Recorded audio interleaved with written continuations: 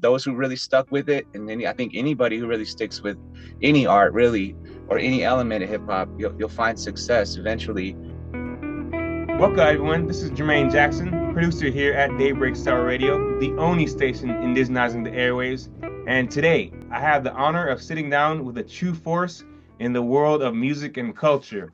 He's an artist, an educator, a lyrical warrior representing not only hip hop, but his people with power and purpose.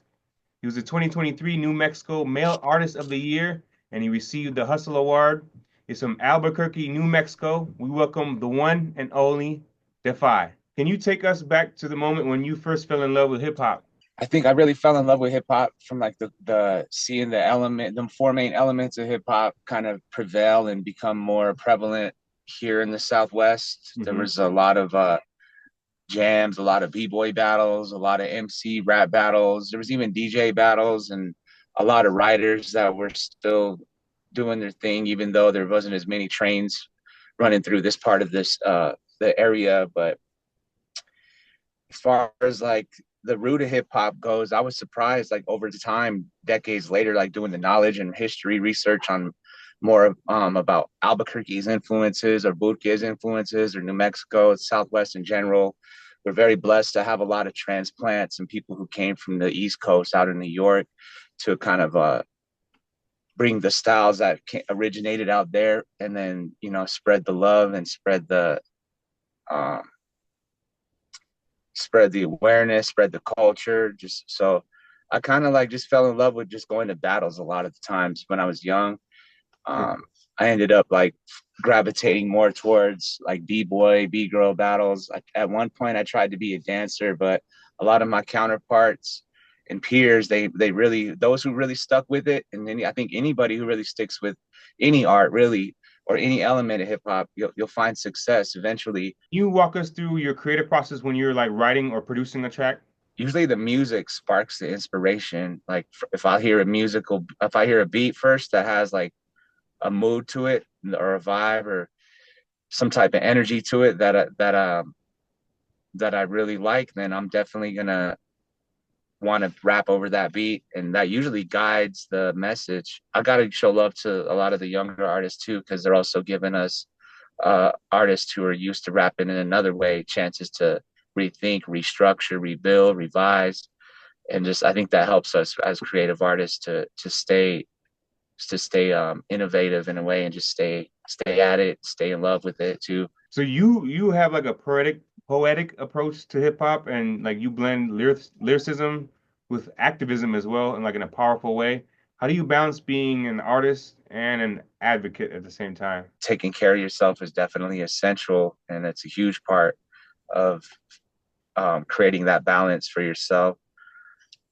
I think it's sometimes a challenge for me to stay balanced because certain issues might drive you to want to really, really commit yourself to this, your time and energy towards certain issues. And, that could take away from your family time or like, from your artistry a little bit more.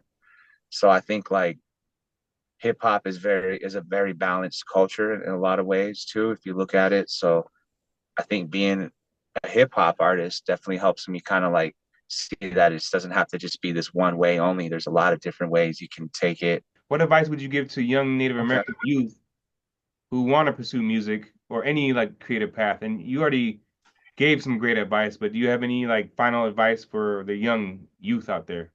Listen to the elders too, because sometimes they are really right and they want what's best for you, even though some of the elders may not respect hip hop and they might say it leads you down towards gangs and violence and drugs and alcohol.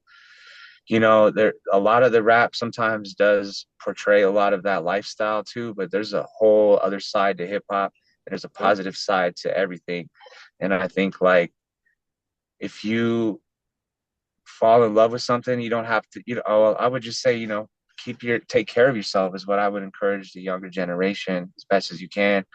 My grandparents would always tell me that, and it's as simple as it is. It really resonates with me now, being like a more mature artist and just traveling a lot. You do have to take care of yourself so you can be able to do what you want to do in life and feel well. And that comes with like keeping a clear mindset. So I would say, this is an alcohol-free outlet. It's a drug-free outlet, and you can practice it for free. So I would encourage younger artists out there to do it their way too. I mean, the way that we represent and love hip hop is, I think it's shifting every day. It seems like there's new styles developing. So take what you can too from everything, and then rock it your own way, and you can innovate and lead yourself to success. And I think just believe in yourself too is believing in yourself is key, and that could take time too, but don't always have to feel like you got to get it all done right now, but don't wait forever too.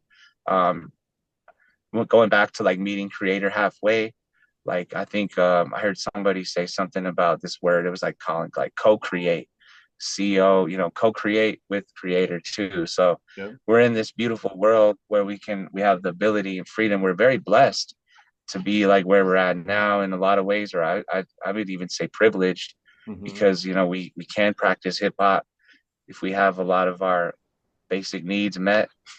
You can practice your art, and being able to do that is like being very creative, and your creative side expressed in that way. You're connected with creator, and I think when you're co-creating, that's how you're kind of able to manifest a lot of things too, and make things happen, actualize certain things, and be like going back to the intention about what you're going to write or tell your story about. Be mindful and careful about what you title your works and things like that, because it can actually play out.